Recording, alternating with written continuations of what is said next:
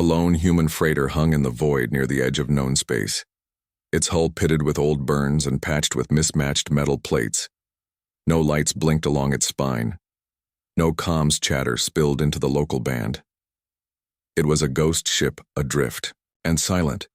The Galactic Alliance had long since declared this sector off-limits after the Krell incursions, but still patrol cutters swept the dark, just in case. This one, the G's Vigilant, dipped low on its approach, its sensors painting the freighter. In cold blue lines on the command deck, Captain Nora Ellis narrowed her eyes at the readout. Heat signature confirmed one organic life form in the cargo bay. And something else. Something dense, heavy, radiating low-level thermal energy. But no known. Biological match sent in the boarding team, she said. 3 peacekeepers in matte gray armor cycled through the airlock, their mag boots clicking against the freighter's outer skin. They moved slow, careful. The ship groaned under their weight, like an old beast dreaming of war. They found the main hatch sealed but not locked. A single handprint glowed faintly on the control pad.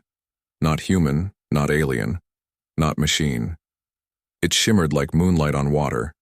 Inside, the cargo bay was dark except for a single beam of starlight slicing through a cracked viewport. It fell across a cloaked figure seated cross-legged on the floor, her back straight, her hands resting on her knees beside her, coiled a creature no bigger than a large dog. Its scales black as void, its eyes closed, but its sides rose and fell with slow, steady breath. The peacekeepers raised their pulse rifles. "Identify yourself," the lead officer said, voice tight through his helmet. The figure did not move for a long moment. Then she lifted, her head just enough for the starlight to catch the sharp line of her jaw and the silver gleam of her eyes.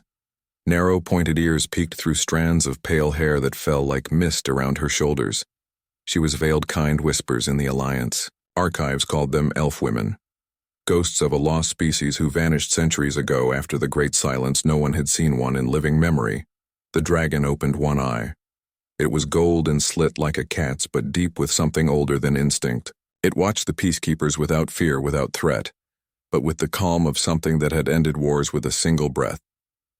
The cloaked woman finally spoke, her voice, low, smooth, like river stone. "I need passage to Sector 9. Sector 9 was a graveyard now. Krell controlled every jump point, every mining outpost, every relay station the Alliance had pulled out weeks ago after the fall of Ceres Prime. You are trespassing in restricted space. The officer said we will escort you to the nearest processing station." "No," she said simply. The word hung in the stale air. "Ember," she said without looking. The dragon uncoiled in one fluid motion, its wings stretching just enough to brush the ceiling. Dust rained down from the rafters, the peacekeepers tensed, fingers tightening on triggers. But the dragon did not attack it. Turned its head toward the woman and let out a soft chuff like a sigh. She rose slowly, the cloak falling away just enough to reveal a worn leather vest beneath and the hilt of a blade, strapped to her hip. Not plasma, not alloy, but something dark and veined with faint blue light. "My name is Lila," she said. "And this is Ember. We are not your enemy. But we will not be detained. Captain." Ellis watched from the cutter feed, her stomach tight. This was not protocol. This was not anything in the manual.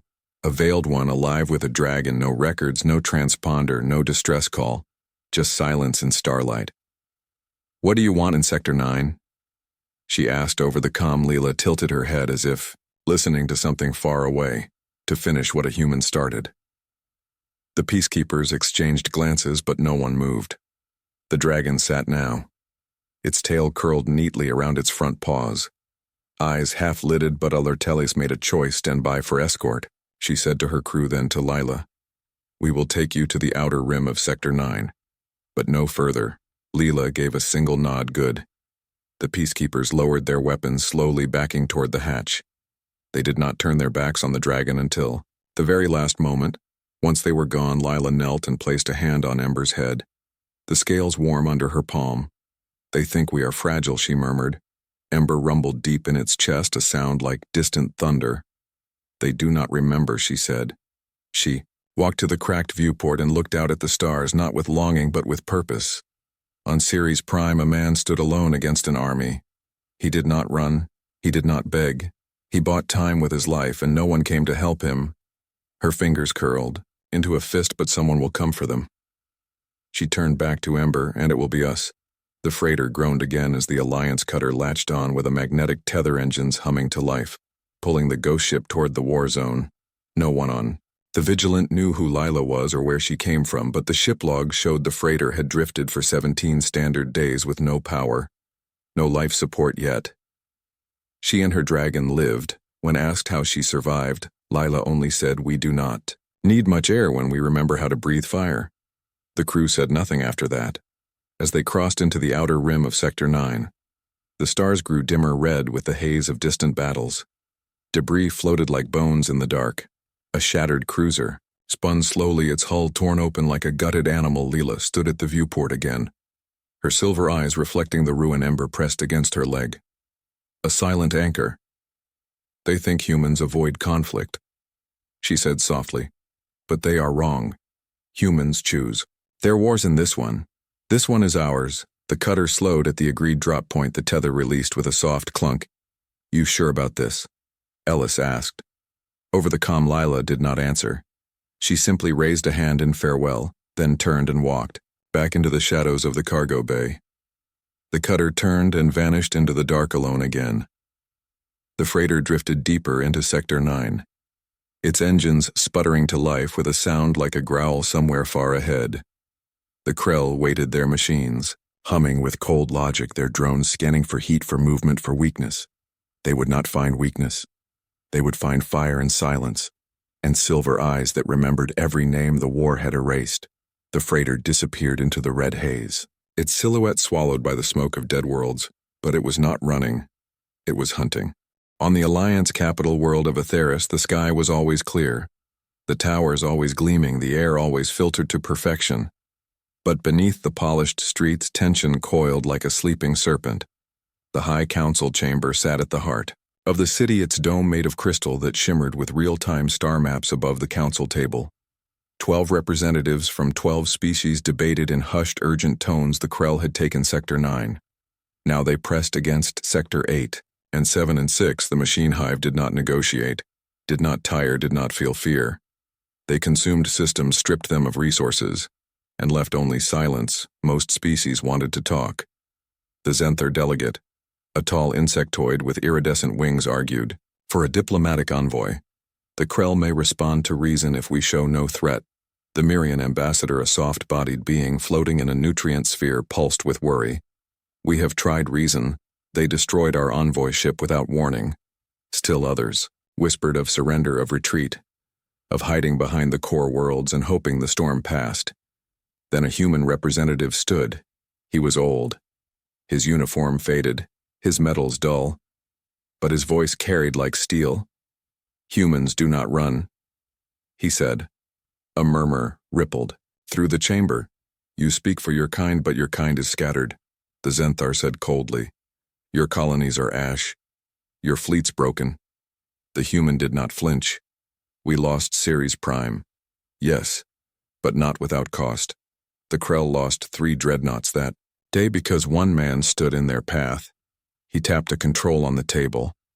A hollow image flickered to life. Grainy footage from a civilian drone showed a ruined city under red skies. Smoke coiled from collapsed buildings. In the center of a shattered plaza stood a single-figure human male, mid-50s, face lined with exhaustion, uniform torn but still standing. He held a scorched rifle in one hand and a cracked data pad in the other. Around him, Krell drones advanced, their metal limbs clicking. Like death clocks, the man did not fire, he simply stood. Then he spoke into the pad, his voice raw but clear. "This is Captain Dale Hicks of the Ceres Defense Militia. If anyone is listening, get the civilians out. I will hold them here." The drones opened fire. He did not fall right away. He staggered but kept his feet long enough for the last transport to clear the atmosphere. Then he vanished in a storm of plasma. The chamber was silent. The human representative turned to the council. "That was my brother. Bought time with his life and no one came to help him. Now you want to talk to the Krell? They do not understand words." "Only force," the Zenthar scoffed. "One human against an army proves nothing but futility." Before the human could reply, a new voice cut through the chamber. "Not futility, All eyes turned to the entrance. Lila stood there, her cloak drawn back just enough to show the scar on her cheek and the blade at her hip. Ember walked beside her, head low but eyes sharp, scanning every face. Every exit. Every weapon. Gasps filled the room. A veiled one. How did she get past security? She ignored them all and walked straight to the hollow image, still playing the loop of Dale Hicks' last stand. She reached out and touched the flickering image. That man was my friend. Her voice was quiet, but it filled the room. And humans don't avoid war. They choose when it matters. The council stared, stunned. The human representative stepped forward. You knew, Lila nodded.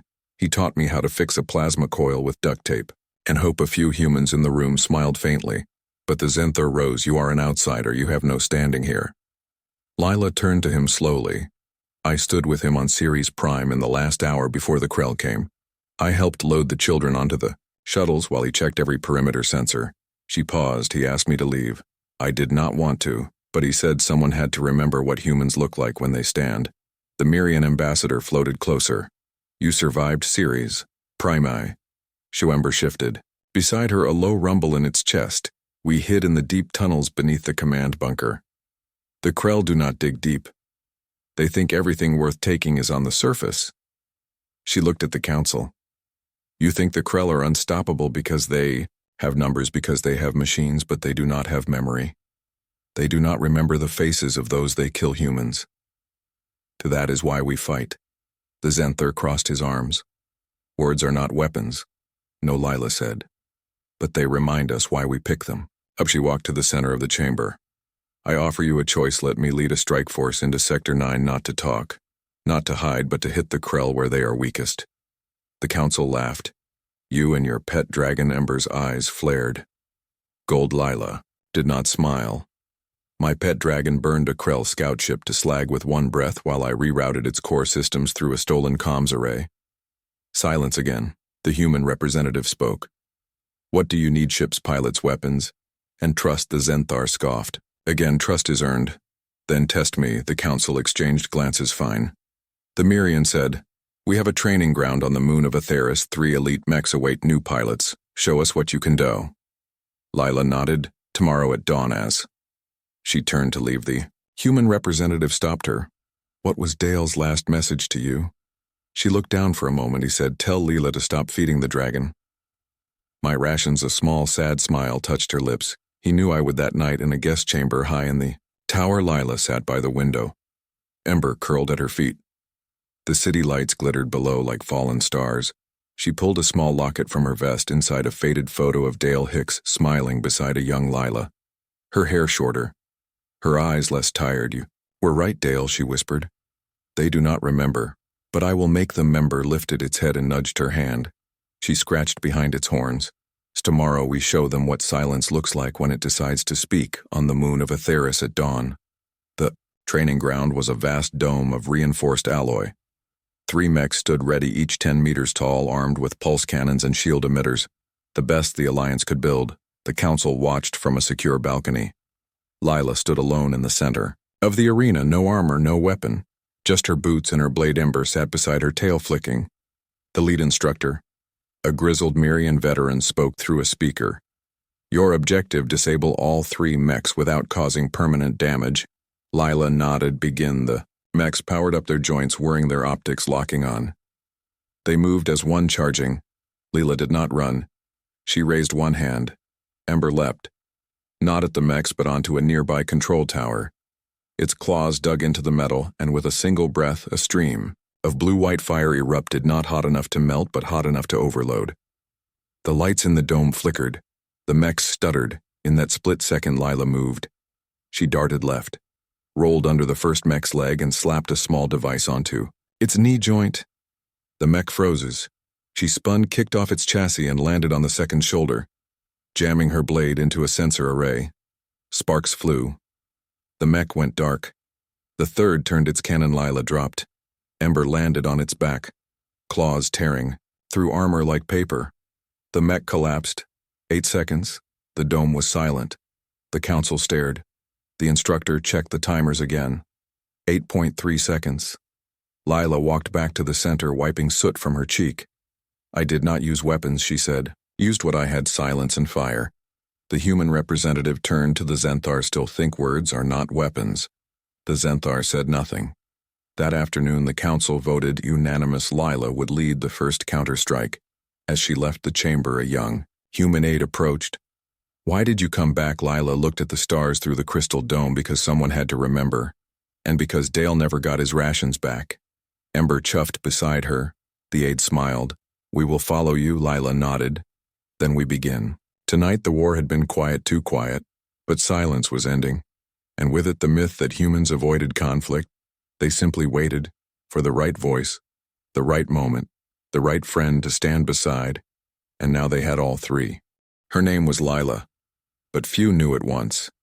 She had been a xenolinguist on the Third Ring colony orbiting a quiet yellow star. Earth had been gone for decades, but humans still clung to the edges of space, building fragile outposts, whispering old songs. To keep the dark away, Lila studied languages, not just words, but the shape of silence between them. The way grief sounded in a Zenthar hum, or how hope flickered in a Mirian pulse. She lived alone in a small dome near the colony's edge. Her only companion, a broken comms array. She spent nights trying to fix, then the Krell came. No warning. No hail, just fire from the sky.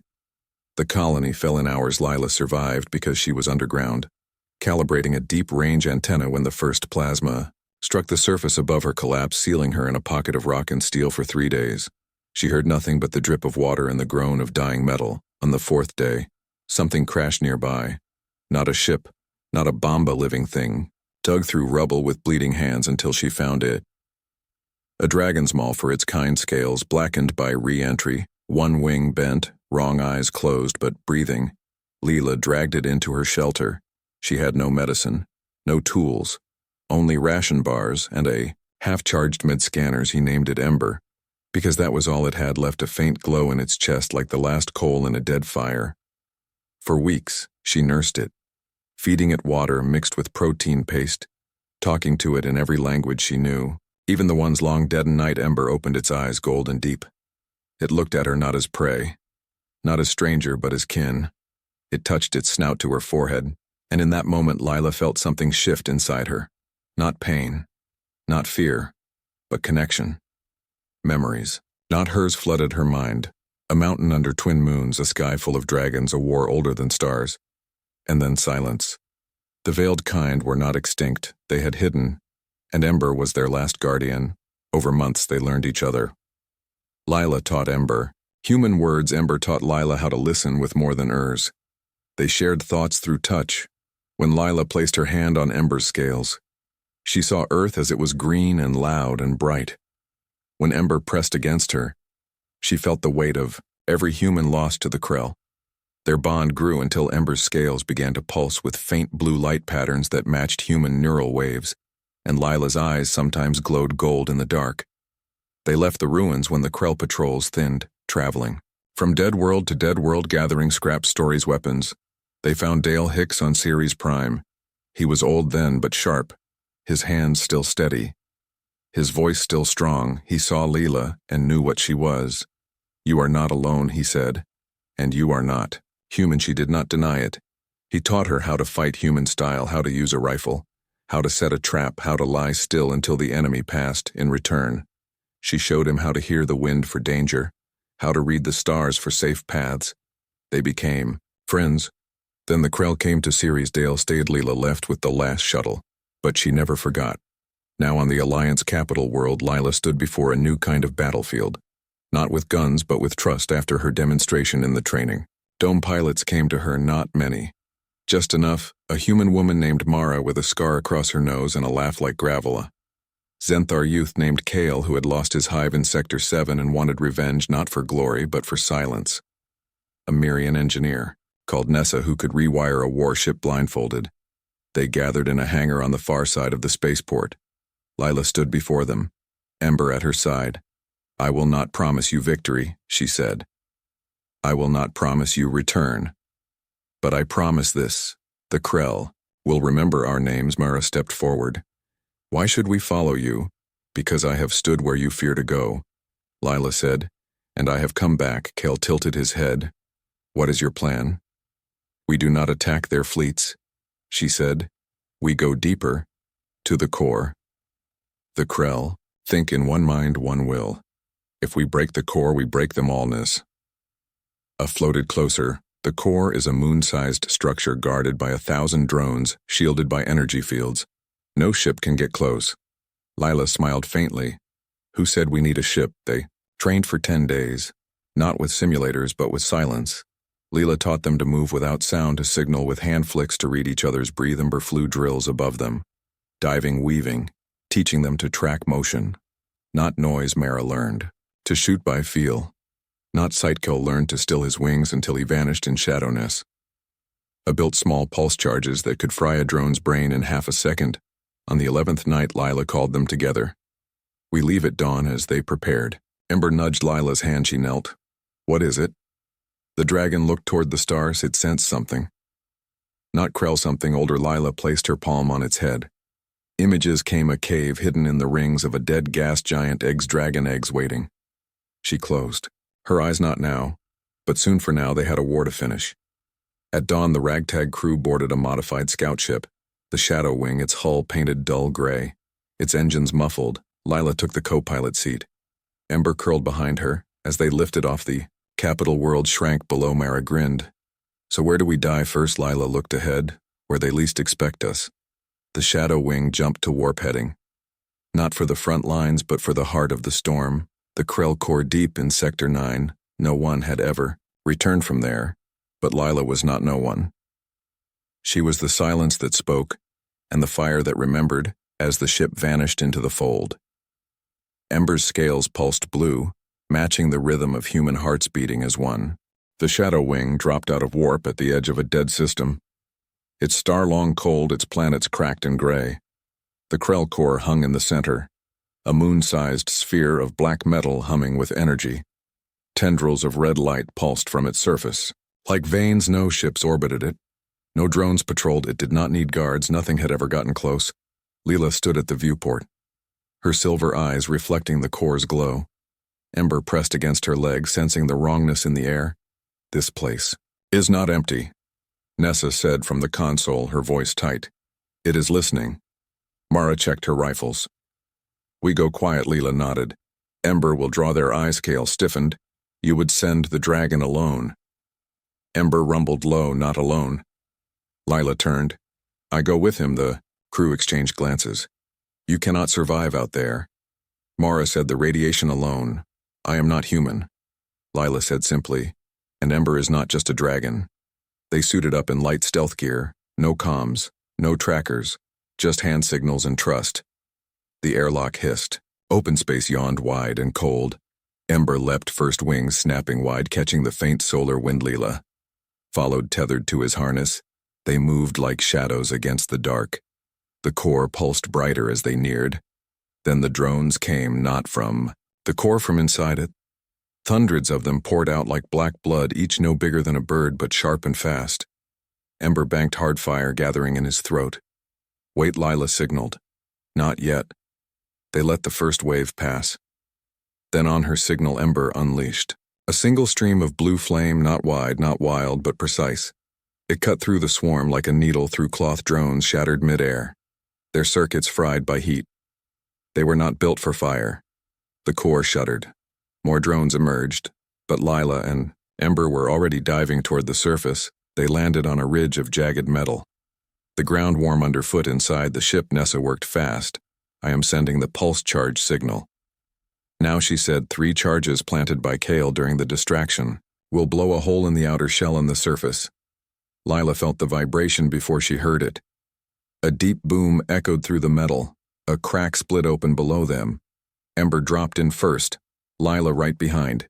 The inside of the core was not machine. It was alive. Walls pulsed with wet light. Floors shifted like muscle. Corridors branched like nerves. And in the center floated a sphere of light. Human light. Lila froze. She knew that Patterndale, his mind, his voice, his memories, all trapped in a cage of data. The Krell had not killed him. They had taken him, studied him, used his thoughts to understand human resistance. He was still fighting, trapped in loops of his last stand over and over. Lila Ranenber stayed at the entrance, guarding the way. She reached the sphere, placed her hands on its surface. Dale's eyes opened inside the light lay. You came back, I promised. Tears fell down her cheeks. But they are not tears. They glow gold. The sphere flickered. You cannot free me. The Krell bind me to their will. I do not need to free you, Lila said. I need you to help me break it. Dale understood. He focused his will, his human stubbornness, his refusal to yield. The sphere pulsed brighter. Lila closed her eyes and reached deep into the bond with ember fire and silence. Memory and will, she pulled it all together, and pushed a shockwave of blue and gold erupted from her hands. It raced through the core, shattering data chains. Burning Krell code. The walls screamed, drones fell from the ceiling. Twitching. The core convulsed. On the ship. Nessa shouted, the entire network is collapsing. Mara grabbed the controls, get ready to pull them out. Inside the core, Dale's sphere dimmed. Thank you, Lila, he whispered. Then faded, not gone, but free Lila turned ember waited. They ran as the core cracked apart behind them. The shadow wing swooped. Locale opened the hatch. Lila and Ember tumbled in. Gomara yelled. The ship shot upward behind them. The Krell core imploded, then exploded. A wave of silent fire rolled through the system. Every Krell ship in Sector 9 went dark. Then, Sector 8 and 7, the hive mind shattered. Not by weapons, but by a human memory. And a veiled woman who refused to forget. Back on the ship, no one cheered. They sat in silence. Lila leaned against Ember. Her eyes closed. You did it, Mara said softly. No, Lila. Said we did. Dale did, and the humans who stood when no one watched. They returned to the Alliance not as heroes but as witnesses. The war was not over. But the fear was, because now everyone knew. Humans do not avoid conflict. They choose when it matters. And, this time they chose together. Victory came not with fanfare but with silence. The Alliance rebuilt its outposts sector by sector. The Krell remnants drifted leaderless, their machines idle, their drones motionless like statues in a dead garden. Some species called it a miracle, others called it strategy. But the old pilots, the ones who had seen Ceres Prime fall, knew better. It was Memori, and one woman who refused to let it die. Lila stood on the observation deck of the Alliance command station. Her cloak pulled tight against. The recycled air ember curled at her feet. His scales dull now, the blue light within them resting after the fire they had unleashed.